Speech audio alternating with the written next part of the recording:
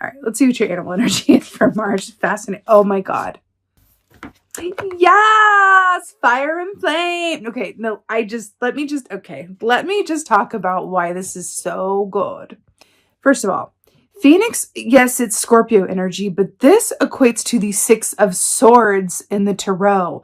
So what do we have here? Flame and sword. I love this so much. This is so good, you guys, especially you guys being a fire sign as well.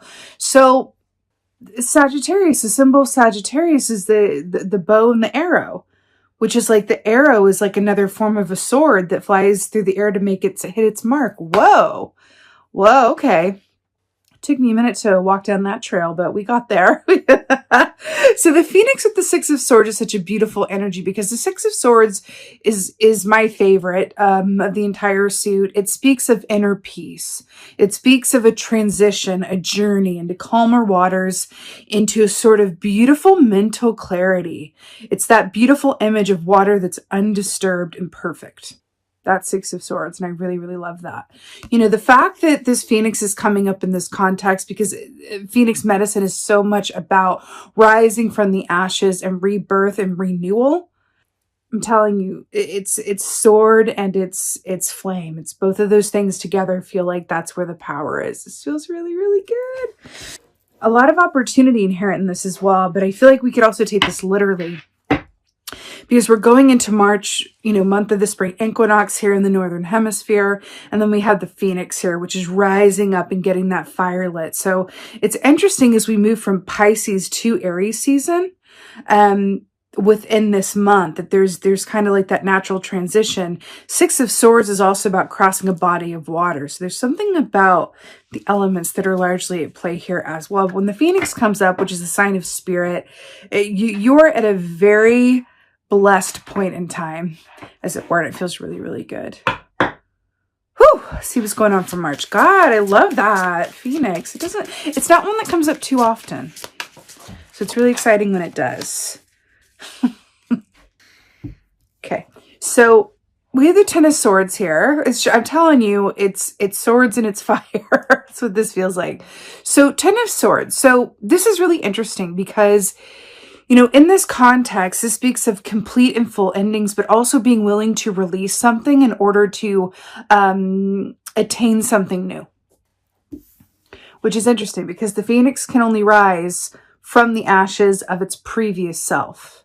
Are we rising from the ashes of our previous self, Sagittarius? That's what I feel like it is. And there's like that body going into the amulet. It's literally like death and endings and rising from the ashes. Like, rising bigger than your previous self is like an upgrade, and suddenly you're like life size. That's amazing. And there's that feather on like the hat there. I'm like here for it. It's amazing. It's amazing. Look at the parallel. Look at like the fiery, they look like fiery swords, and then it's like the Phoenix fire. It's amazing. Wow, Sagittarius. I'm here for it. Okay, what else is going on? Oh, Ace of Swords, hello and goodbye. And it's another like fiery looking sword. I'm telling you this. Ace of Swords is that big truth, big clarity, purpose, precision, right? We talked about this. This was that image literally of taking a sword and lighting it into the fire. That's what I saw in the meditation, right? You know, in this context, this Ace of Swords, do you see all these question marks here? This sort of speaks of like, which way, what do I point my sword towards? Like, which is the right? So this is directly commenting on the divinely inspired action I was picking up in the meditation.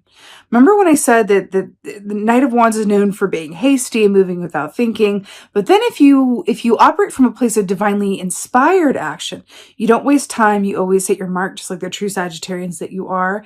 And I feel like this little stage manager back here is kind of like divine, your higher self, the universe going, hey, the answers lie in the stillness. If you just take all that fire and let it burn in a stationary way for like just a little bit of time, we're going to alert you as to, you know, what to take action around and when, so that you're a master of your own timing and experience, a lot like the King of Wands really in that way. But with the full force and speed of the Knight of Wands, right? Because the King of Wands is a master of timing, but he is sitting down. He is stationary, right? He's ascended to the point where other people run around. He gets to sit down and other people run around. The knights run around, right? So that's interesting here as well. Divinely inspired action. I feel like what this is commenting on. But it's interesting because this is the beginning of the suit and this is the end of the suit and this is the beginning. So we have endings that make way for new beginnings, quite literally. What else is going on, Sagittarius? Oh, wow. Cool. Good. Good. So it's a nice grounding aspect. So we have the Seven of Pentacles here. So what's really brilliant about this is that the Seven of Pentacles is about timing. And we're talking about timing. But Seven of Pentacles is about trusting that the seeds that you've sown will bear fruit, but also knowing that in order for the wheel to turn for you, the wheel of fortune, in order for you to manifest, in order for you to see returns on your efforts, action is needed. So this is sort of my key for if you stay ready, you ain't got to get ready. And RuPaul, if you stay ready, you ain't got to get ready.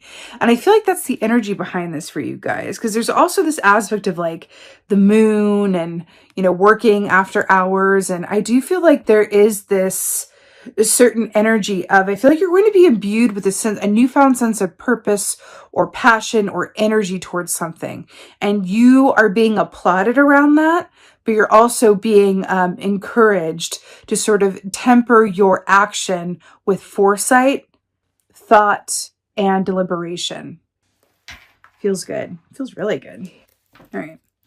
Let's get a clarifier for the Ten of Swords here. Don't read though. Clarifier for the Ten of... Listen. Ten of Swords, the death of your old self, the rebirth, the renewal, the ending of one cycle to make way for the next one. Then we have death, Scorpio energy.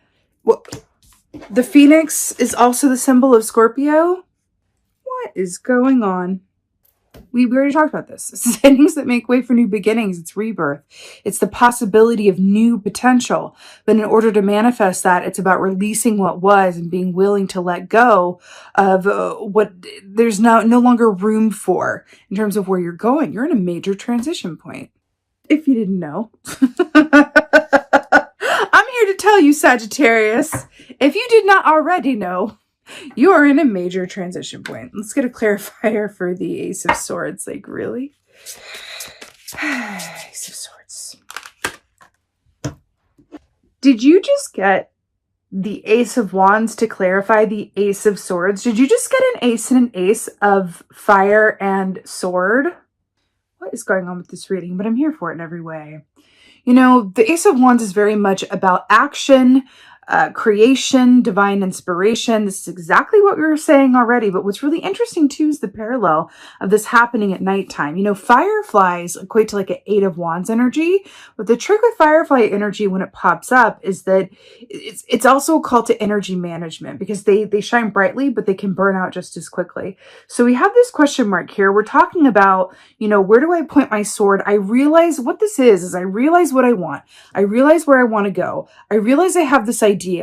I realize my full potential or my capabilities or what might be in my best interest. But the thing is, like, how do I act on it and when? And then allowing yourself to sit back and allow divine inspiration to move you forward, right? Let the universe respond to what you have clarity around in terms of coming from your old sense of self into a rebirth of new alignment, new goals, new direction, new perspective.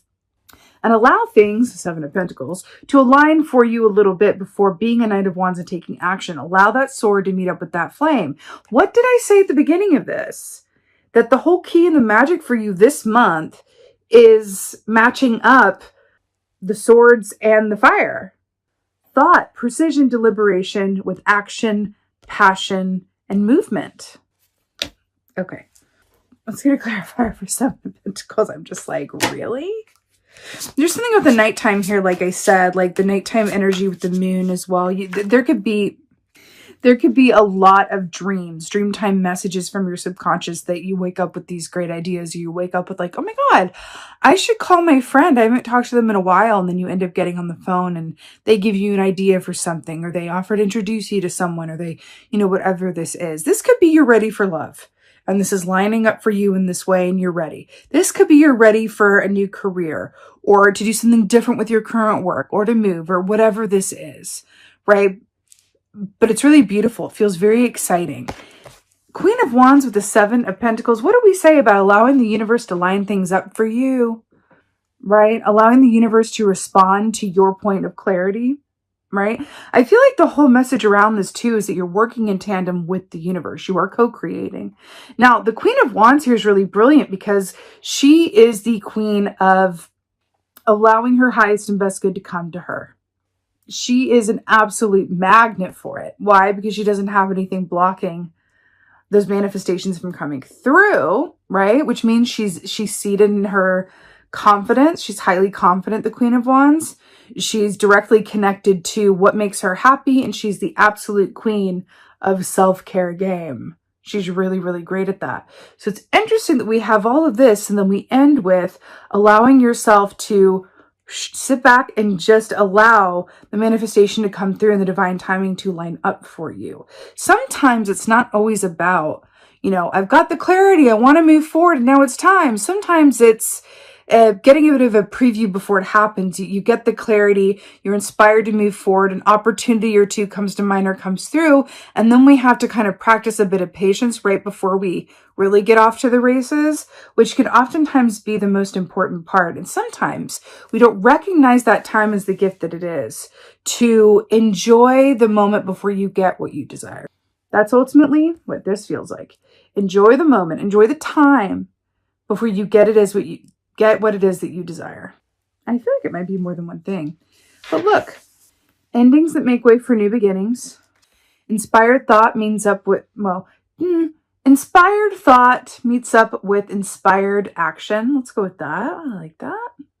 Which leads to a manifestation moving forward for you, but you as a co-creator are being asked. Sometimes it's just as important to be still as it is to take action. You're being asked to allow your highest and best good to come through for you and to enjoy this time before you get the returns on what you are starting to get moving here during the month, which is really beautiful. This also lines up really, really well with the fact that we're going into, from Pisces to Aries season, we're going into the spring equinox. So it also feels like there's a special note around you being aligned with the time of year it is. We are in the Northern Hemisphere. So if you're in the Southern Hemisphere, it'll be a bit different, but, apply it as it's relevant. But it really feels like you're in a beautiful place of alignment. And again, I got to say, it's the sword and the flame. It's sword and fire. That's what this feels like. Deliberation plus action. It's really feels very powerful. Let's get an oracle. It really does. It feels something else entirely. Let's get an oracle.